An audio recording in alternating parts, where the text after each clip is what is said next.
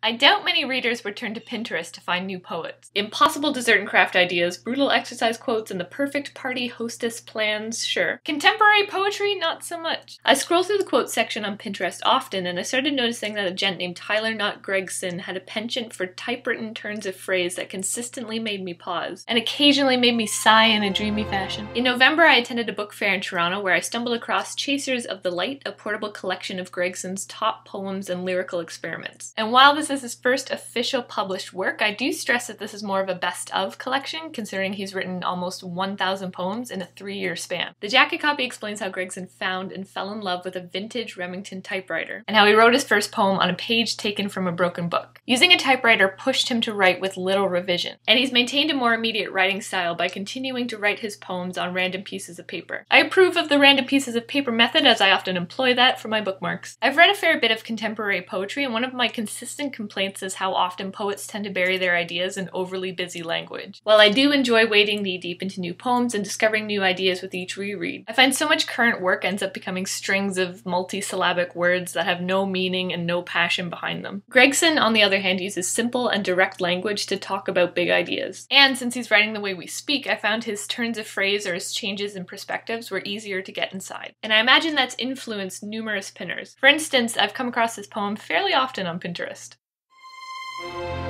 Promise me you will not spend so much time treading water and trying to keep your head above the waves that you forget, truly forget, how much you have always loved to swim. I am a hopeless romantic, and I can admit to that because I'm doing all the talking and you are doing all the listening and not so much responding. And I definitely liked his romantic poems the most. He's got your sweet and syrupy poems, a moment, a smile.